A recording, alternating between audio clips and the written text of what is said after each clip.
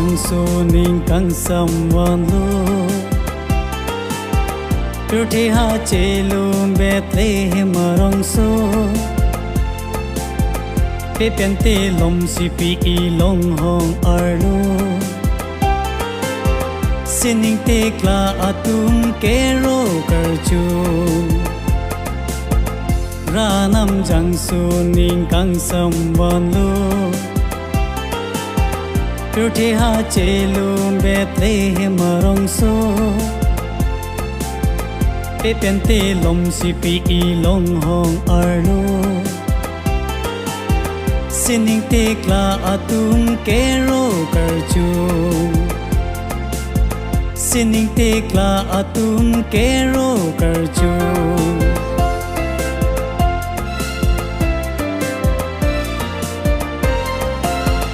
Athiki alang re cho Ruthi muni tang ripo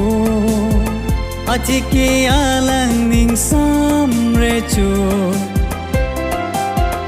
Ipaning kang sam wan po Athiki alang re cho Ruthi muni tang ripo Athiki alang ning sam re cho Ipaning kang sam wan po La si rona La si arjuna Ranam jang so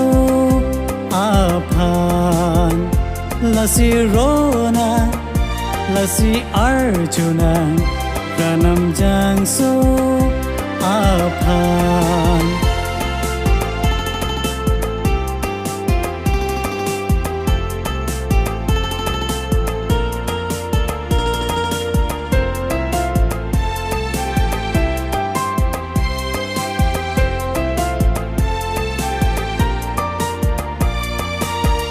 Pirte mune da pan poa sirja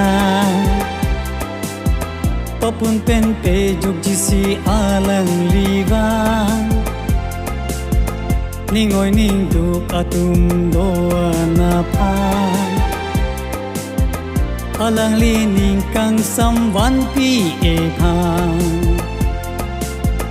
Pirte mune apan poa sirja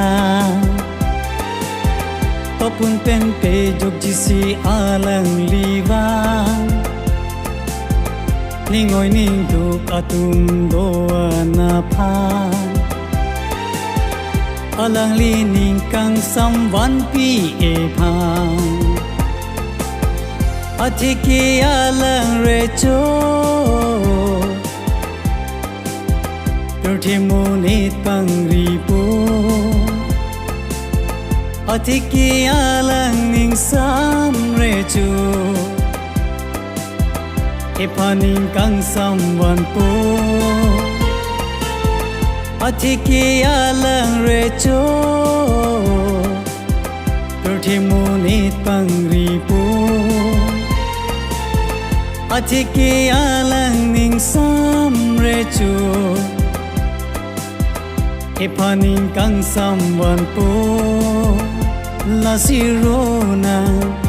La si arjuna Ranam jang so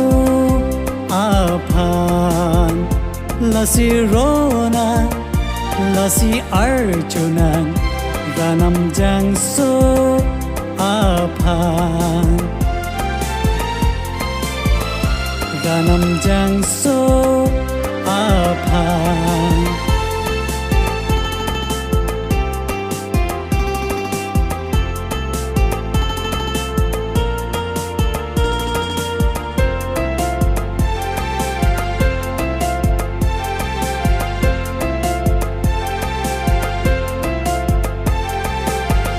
Alang li men Emmanuel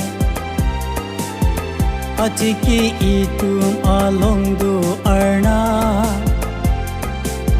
Sining terthi pang ri un arna La siro arjuna alang pan Alang li men Emmanuel Atiki itum along du arna Sining terthi pangri un arna